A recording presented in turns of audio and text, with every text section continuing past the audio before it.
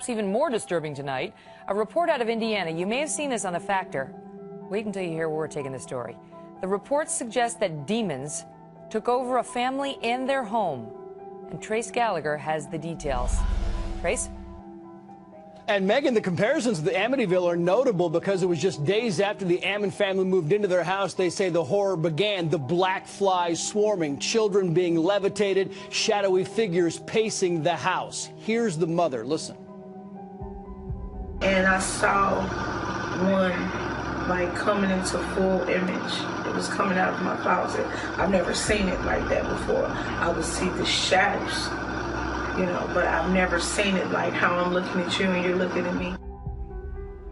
The family sought help, but between the horror stories, the kids missing school and being injured, the family doctor and child services got involved, with child services pointing the finger at mom, writing, quote, they believe the mother may have mental health concerns. They believe the children are performing for the mother and that she's encouraging the behavior. Then child services witnessed something that changed their view. The 9-year-old boy thrown against the wall with no one touching him. Then they write, quote, he had a weird grin on his face and began to walk backwards while the grandmother was holding his hand. He walked up the wall backwards. He flipped over and landed on his feet in front of the grandmother and sat down in the chair. Police also thought the story was a hoax until they went to the house and saw blinds dripping with oil and water where there was no source, and a mysterious figure in a window when no one was home. 37-year police veteran Captain Charles Austin saying, quote, every one of us who was there that day in the basement and who saw what we saw, we all think the same. We call it the same. That bit of dirt is a portal to hell. The family called a local priest, Father Michael Maginot, who was convinced demons had possessed the mother. He tried to contact the demons through 3 exorcisms. Here's the priest. It was pretty much without incident until we get to the part of your name, and you ask for its name. Now, so far, she's always been silent. So, and I says, is your name whatever? And then all of a sudden, she started convulsing and such. So now, once you have a name, you kind of attack it. And after she convulsed, he believes the exorcism in the end was successful. Megan. Trace, thank you. Joining us now, the reporter with the Indianapolis Star who wrote the initial story and conducted more than a dozen interviews on it. Marissa Kwiatkowski is with me now. Marissa, good to see you. Let me start with this. After all the interviews you did of independent third-party witnesses and so on, do you believe the story? It's not my job to believe or disbelieve this story. I will leave that to others. It's not your job, but what do you think? I'm asking you. I mean, were you persuaded at all?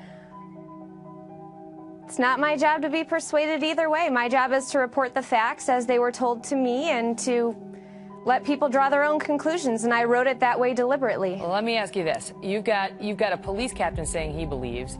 Did you interview the people who claim to have seen the boy walking backwards up the wall? I interviewed the registered nurse who witnessed or says he witnessed the boy walking backward up the wall.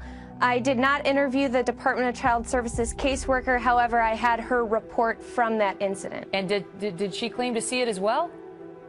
She claimed to see it as well, yes. Do you have any reason to doubt their accounts? I mean, as a reporter, you always go in skeptical. I think they believe it, yes. Is there any reason that you uncovered to doubt them? In other words, any history of their relationship with the truth, any performance complaints, that kind of thing? Good question. No, there weren't any sorts of situations that gave me pause. People in credible positions doing typical work and, nothing to report. How many eyewitnesses were there to the so-called possessed behavior other than the mother? Because, the mother may or may not have had issues. There was a psychologist saying she's got some issues and the kids are basically performing for her. How many people outside of the family who are verifying these accounts? You mean in the hospital or outside of the hospital? Anybody outside of the family. It would take me a bit of time to count, but at least 5 or 6 people who say they witnessed things that were strange. Is there any audio or visual? There are not audio or visual representations of the boy walking up the wall or the levitation. There are photos of things that police saw while they were in the home, but nothing, you know, no demons or paranormal or anything like that. All right, we'll continue to follow it. Thanks for bringing it to our attention, Marissa. All the best. Factor follow-up segment tonight. Last night, we told you about a 9-year-old Indiana boy who apparently was doing some very shocking things, so much so that exorcism was involved. The Indianapolis Star, that state's biggest newspaper, is heavily covering the story, and a captain in the Gary, Indiana police force, Charles Austin, says the situation is credible. That is incredible. Joining us now from Chicago, Father Michael Maginot, a Catholic priest who has been dealing with the situation. So, Father, I want to keep this fact-based, what you know, what you saw, what you did. Let's start with the boy. What do you know about him? Actually, I have never met any of the children.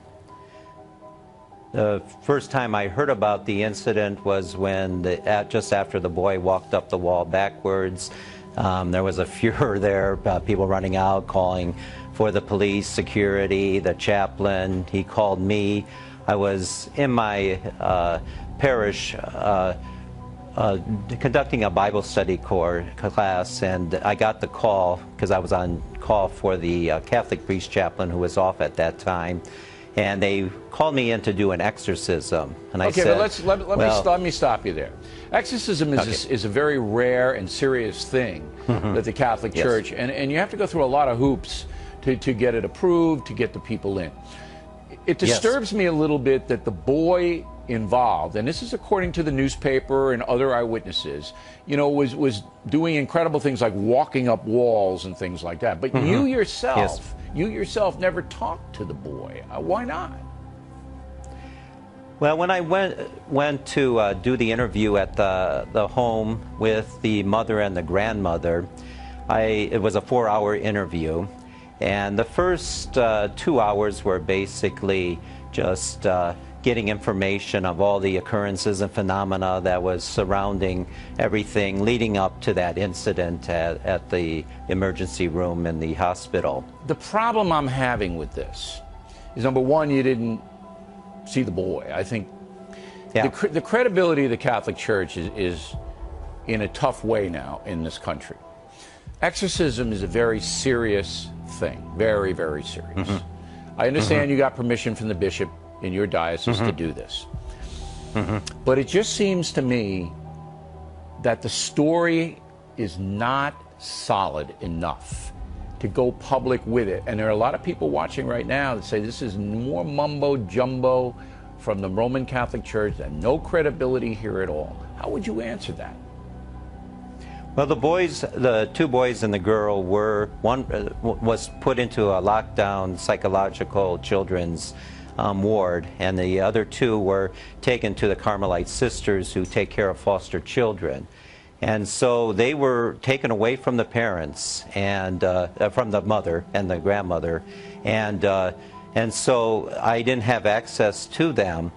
And I discovered in the investigation that the mother was also possessed. Mainly at the end, very end, I put the crucifix on her forehead and she began to convulse. As a Catholic priest for many years, you believe that there is something unworldly involved with this family. You do believe that? All right, Father. Yeah, I do. I'm going to stop it there, and we appreciate your time very much. Thank you.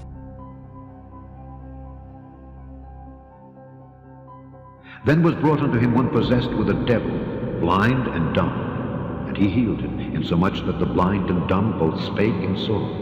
And all the people were amazed, and said, Is not this the son of David? But when the Pharisees heard it, they said, This fellow doth not cast out devils, but by Beelzebub, the prince of the devils. And Jesus knew their thoughts, and said unto them, Every kingdom divided against itself is brought to desolation.